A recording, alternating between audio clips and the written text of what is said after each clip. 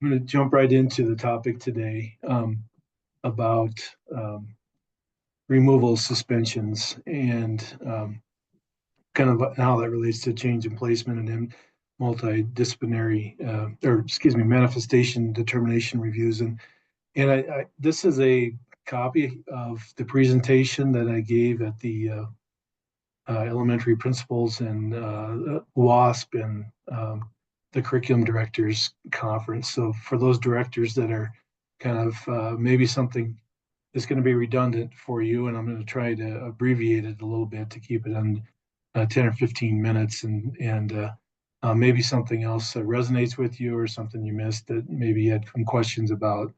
But I want to leave some time at the end for some questions about this process. So just a couple of key terms to think about is this change in placement is really the key concept that kind of permeates this whole process. And what is a removal is any instance where a student is removed from their educational placement for disciplinary purposes. And this kind of extension of this, if there was a violation in a code of conduct, the kid got removed and from their placement, and that's considered a removal. And this idea of that it's a change in an educational setting for a child with disability does not replicate the elements or services of the program, educational program, in the previous setting. So that's the change in placement. And I think the manifestation determination, or the MDR, is really the process that we have to do once we've removed them for as a result of change in placement. Typically, that's the 10-day rule. Okay, we can go to the next.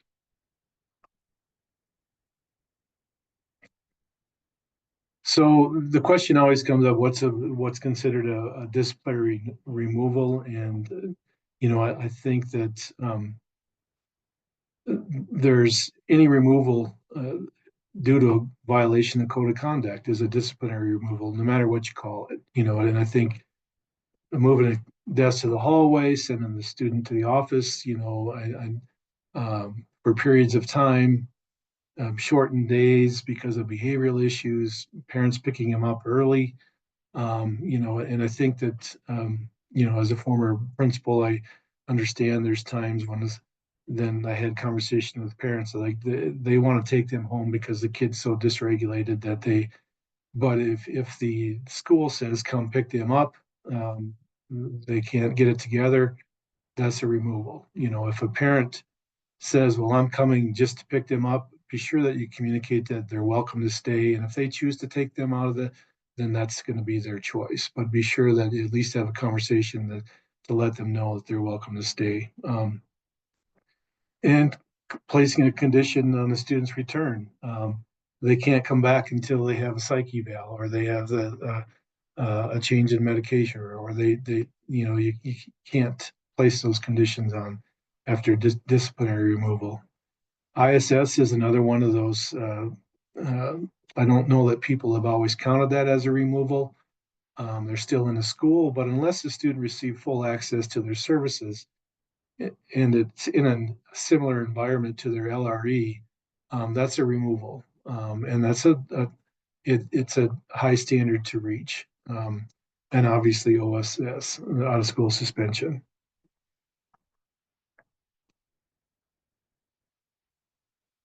Go ahead and move to the next. 10 days, IEP teams must conduct a manifestation determination when a series of removal constitutes a change in placement. Again, it goes back to that change in placement. It's considered a change of placement when a student has been suspended for a single incident. If you have an automatic 10-day suspension, that always triggers an MDR. And it's considered a change of placement for a series of shorter removal that exceed 10 days. And typically we've counted this as like an out of school suspension. Maybe they have 2 days in September, they've got another 4 days in December, and another 5 days in March. Well, that triggers the accumulation of 10 days, and that's considered uh, a change in placement. You know, Change in placement creates an obligation to conduct the MDR. Even partial days count towards a 10-day total. We've had some discussions in Chapter 7 about this idea of 10 days. It's a little bit different at the elementary as it is at the secondary. And there's some clarity around that 10 days, but right now it's a little vague. And IDEA does not necessarily go into detail about counting 10 days. Classroom removals, what happens to a kid that's sent to the hallway or to the office, they typically count towards IDEA, that 10-day rule. And I think that's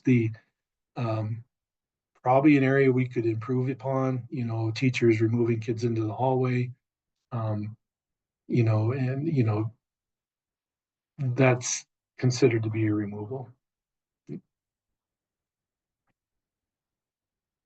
Starts over each year, begins the first day the students are in session. Any school day in whole or part, the student is removed. Part day removal is counted as a part day the same way that you would count an absence for a non-disabled student. This is an area, again, in Chapter 7 that those proposed rules changes are going to be out there. There's a little more definition to this, and we encourage you to look at those draft rules when they come out for public comment, and we look forward to getting your feedback on this particular issue and many of the other issues in there as well. So please look for that. Coming, we just finished up Chapter 7, the first draft this morning. It's going to go through some internal mechanisms and cleaning up, and hopefully before the end of February, hopefully those are getting close, if not out for public comment. So please take some time and look at that. I know everybody's kind of interested in what that's going to look like. Go for the next. This is an analysis for determining a change in placement for multiple incidents exceeding 10 days, like the example I gave. Because if those are similar to previous incidents, the student, I'll go through an example here shortly. If it's substantially similar to previous incidents that resulted in a series of removals, just like I said, there are some times that you get to that 10 days and the analysis is done from the school, and that connection is it's not substantially similar to previous incidents, there may be an opportunity to exceed that 10-day limit without having a manifestation. The length of removals, total amount of time, I'll get to that analysis piece in just a second. And I think the idea is that conducting the MDR before exceeding 10 days, that has to be done. So if the student is got a 4-day suspension and on the second day they surpass that 10-day mark, then you need to have that MDR before the 10 days. We had a situation where there was a district that couldn't get a hold of a parent, and said they were reluctant to come in and they couldn't hold the MDR before that 10 days. And my advice to them was to put the kid back in the previous pre-disciplinary incident placement while you're working through that. I think it's safe to err on the side of caution in that situation. And 10 days is 10 days. And please keep in mind that any infractions before that exceeding 10 days is not considered a change of placement. Get next.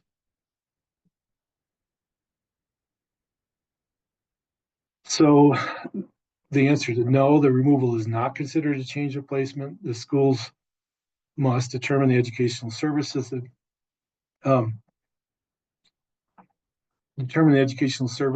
that are needed to enable us to basically continue to participate in the general education curriculum and in another setting. progress, and they're making progress towards your IEP goals, and provide as appropriate an FBA and a behavior intervention plan designed to ensure it doesn't happen again.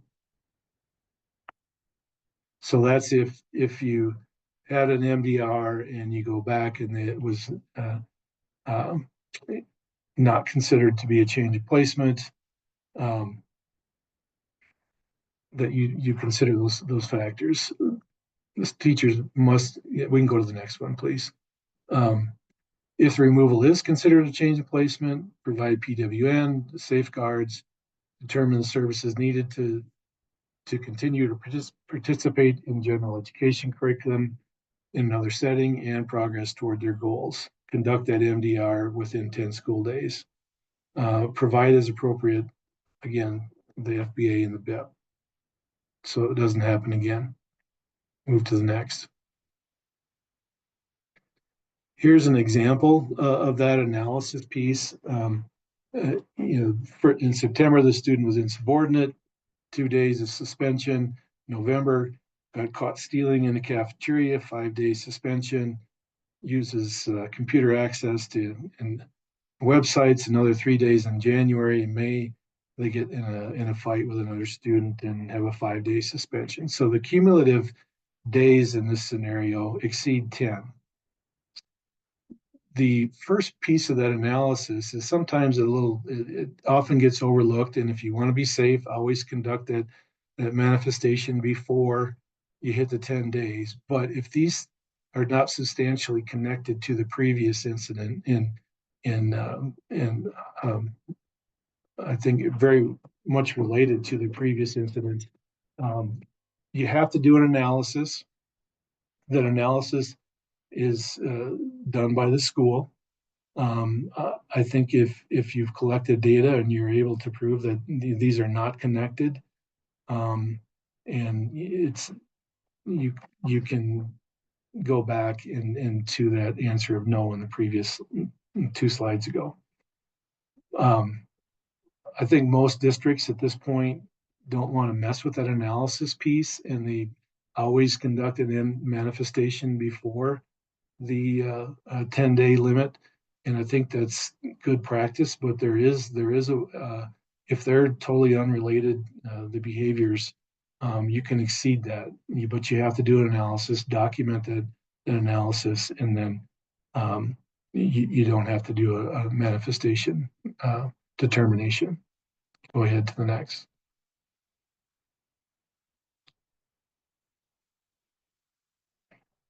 In this situation, loses control, tips desk 3 days in September.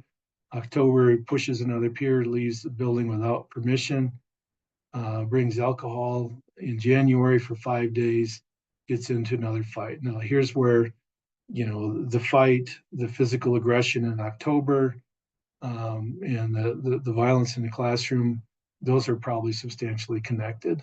It's a little bit different scenario than the last one, and you probably need to have that MDR before 10 days, no questions.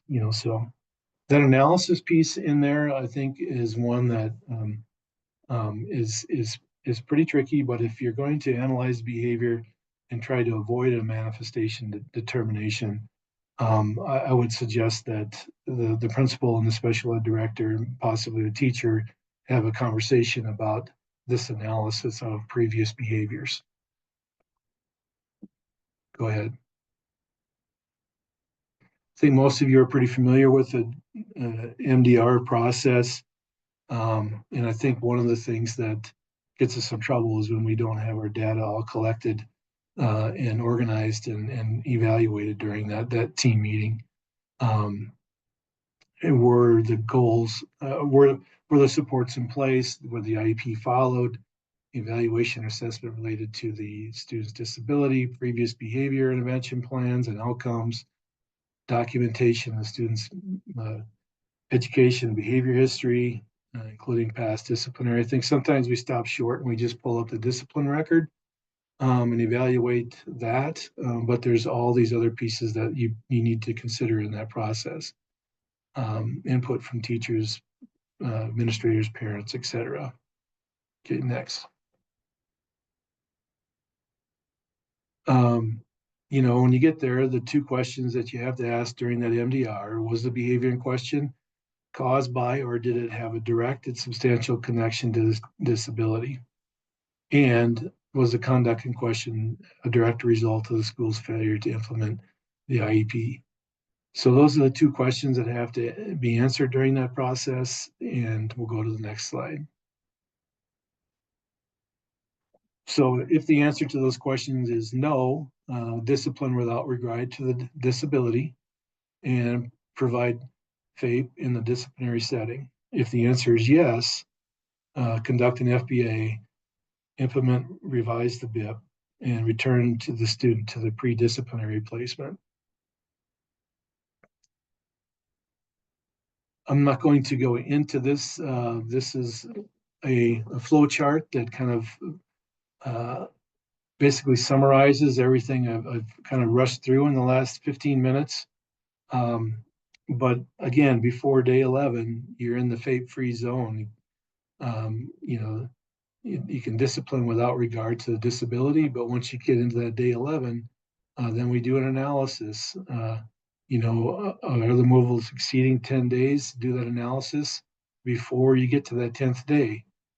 Determine whether it's a change in placement. And you can read through this slide a little bit later if you want to, but during that analysis time, I want to talk a little bit about that. Are they more than 10 cumulative school days? Is it substantially similar to previous removals? And is it similar to previous incidents that resulted in a series of removals? And because of additional factors like length of each removal, amount of time, and proximity of removals to each other. If a student has three suspensions in 3 weeks, maybe they didn't hit that 10 days, you probably should be analyzing what's going on. And there wasn't any previous concerns. It'd probably be a good idea to pull that team together and figure out what's going on. But if it is considered a change of placement, I think we provide PWN and safeguards, decide what educational services are enabled to continue to participate in general education curriculum in another setting, and and that they can keep making progress towards their goals. And again, this has to take place before that 11th day. Provide as appropriate the FBA and BIP. Okay, next please. That is your last slide. That's the last one. So we can open it up to questions on that. I know that's a lot of information. It kind of plays out a little differently in every school, but this is an area that I think in general I could have done a better job as an administrator. I think I didn't understand clearly the process and just hit to that 10-day mark, and we do an MDR before that, no questions asked. And I think many people do that, but there is that analysis piece in there of determining whether it's a change in placement that could potentially help you not have to have an MDR. Any questions by any of the group?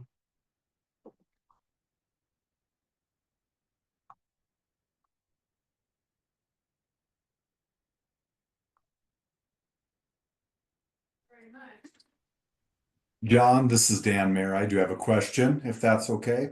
Sure. My question is regarding, I've known of the clause, and that is practice when we just pretty much count out of district days, when they don't have that. But I've understood that to be that they need to be connected. So I'm appreciative of hearing that that's the fact. How would you suggest if we had unrelated events that to be documented through a prior notice that we did look into that and we did not see a pattern of that, to maybe, I don't know if anybody ran into that, would there be a good practice I'm sure we need to document something to say that we acknowledge that this is happening, but we don't see it to be related events. And so we're not, I guess I would think maybe a prior notice or something like that. I was just curious to what you guys thought about that. Well, I would say that during that analysis period, that that if that particular piece is ever challenged, you probably better have a lot of documentation of why you made that decision, what data you used to determine that, what other factors you considered, you know what, and I don't aware of any place that you uh, systemically we record that process. But I think if a parent ever said, wait a second, you know, you should have done this, and having a good record of that, who it was with, and what was considered during that analysis piece is probably a really good practice.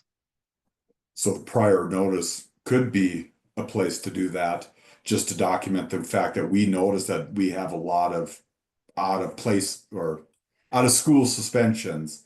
However, you know, and go through those other options and maybe a prior notice informing the parent that we're not going to take this any further might be, that's where I thought I would maybe document that in a prior notice, just acknowledging that fact to the parent and the team. Yeah, that's probably good practice to at least let them know that you have analyzed the situation and are not doing the manifestation because of these factors. You have a couple questions in the chat. We might have missed it, but is it 10 school days or calendar days? It's 10 school days. And then once you've hit your removals and have to hold the MDR, oh, I must relate to that school days question. And then should a prior written notice be completed for every removal or at the 10 days? I think if you go back to that particular last graphic on the presentation, I think Rachel's going to put that in a copy in the link. But before 10 days, you can discipline without regard to the student's disability.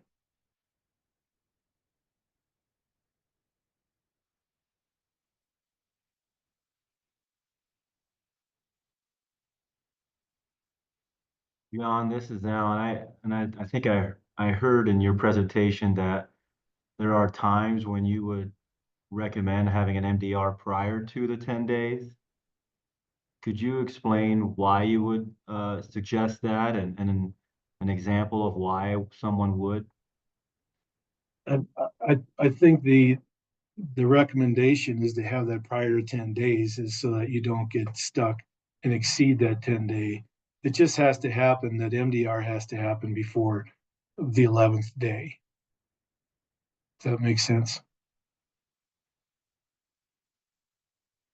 I understand. I guess my example would be we wouldn't do it if we had a student that had two incidents where maybe they were suspended both times for 4 days. We get to 8, and at that time we do an MDR. That's not what you're suggesting. What you're suggesting is maybe if they violated the conduct again, where they would be suspended for an additional 5 days, which would put us at 13, that on the 9th day you're going to meet prior to. Is that kind of what you're explaining, or I guess I'm a little Well, I think you maybe misunderstood a little bit. I think what I would, the prior to that time, you can analyze behavior, but it has to be done. I think sometimes schools get in jams when you're bumping up and they're, you know, principal has got 9 days of suspension in the books, and something happens and you go to day 11. Well, you have to, it doesn't leave you a lot of time to get organized and to conduct that MDR before the day. I think typically the requirement is not there, but I think that having the conversation, that analysis conversation, so you're not so crammed for time. I know that's hard to pull that meeting together, but it has to be done before. I'm not recommending you do that before day 10, you know, but if that's what you heard, that's not what I'm recommending. I'd say it's required before you get to day 11. And sometimes you run into the unique circumstances where, you know, if you have a 10-day removal, you know, that automatically triggers an MDR, but you usually have time to organize the team to have that conversation and to have that meeting. where it gets tricky is when you get up to that 8-9 day mark and ultimately something happens and you exceed that, you have a day to complete it. But you're not required to do that until you exceed that 10th day.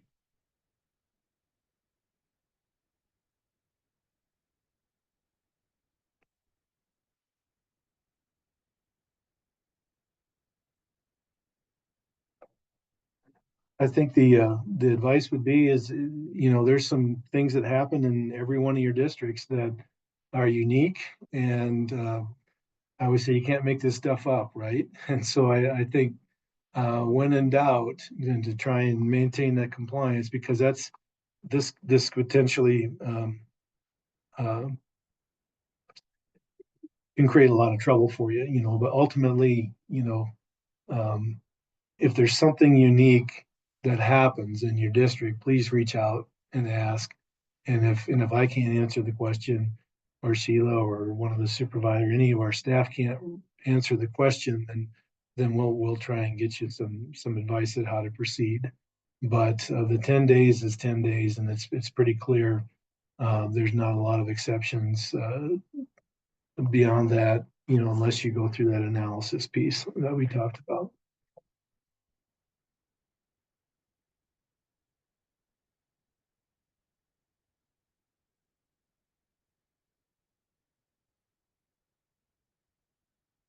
Okay, I apologize for those that had to sit through that twice. But I learned something every time. I sometimes have more questions than answers, but ultimately, it can be tricky. And I know sometimes there's high emotion involved. Sometimes there's long-term suspensions involved. Parents are usually not happy when so I know there's a lot of emotion around that issue as well. But kind of having a plan in advance is and training your administrators on how to stay out of that jam when it gets down to the wire is probably something I'd recommend.